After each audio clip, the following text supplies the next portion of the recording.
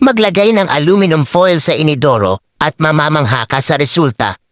Itinuro ito ng kaibigan kong nagtatrabaho sa 5-star hotel. Ang tip na to ay pabanguhan ang iyong banyo ng tuloy-tuloy. Una, kailangan mo ng isang sabon. Kahit anong uri ng sabon ay pwede. I-grate natin ang buong sabon gaya ng nakikita mo. Pagkatapos, kumuha tayo ng isang tubo ng toothpaste.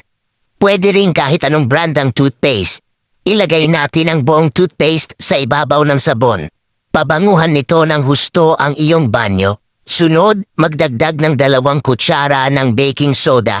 Ang baking soda ay para sa amoy, bakterya, at dagdag bango. Pagkatapos, haluin ng mabuti gamit ang iyong mga kamay.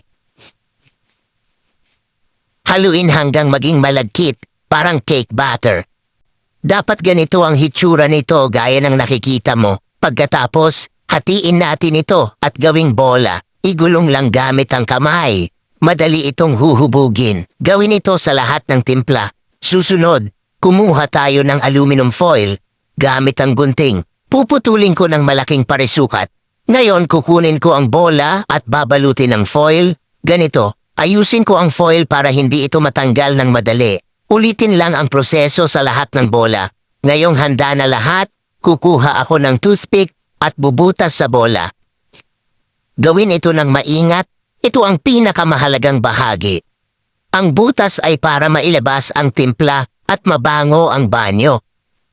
Tingnan mo ang kinalabasan. Para itabi, ilagay sa lalagyan may takip at gamitin kung kailangan. Para tapusin, tanggalin ang takip ng inodoro. Pagkatapos, ilalagay ko ang bola sa tubig ng inodoro. Maghintay lang ng ilang minuto at mabango na ang tubig. Tingnan mo to, ilang minuto pa lang. Tingnan mo na ang tubig. Ang bango nito, sobrang sarap sa ilong. Magugulat ang mga bisita sa amoy ng banyo mo pag ginawa mo to. Takpan natin ulit at i-flush para makita ang resulta. Tingnan mo ang kulay ng tubig. Ang sarap ng amoy nito. Pumili ka ng sabon na gusto mo. Yan ang amoy ng banyo tuwing mag-flush. Kung nakapanood ka hanggang dito, mag-comment ka. Gagawin ko to sa bahay para malaman kung nagustuhan mo at pinanood hanggang dulo.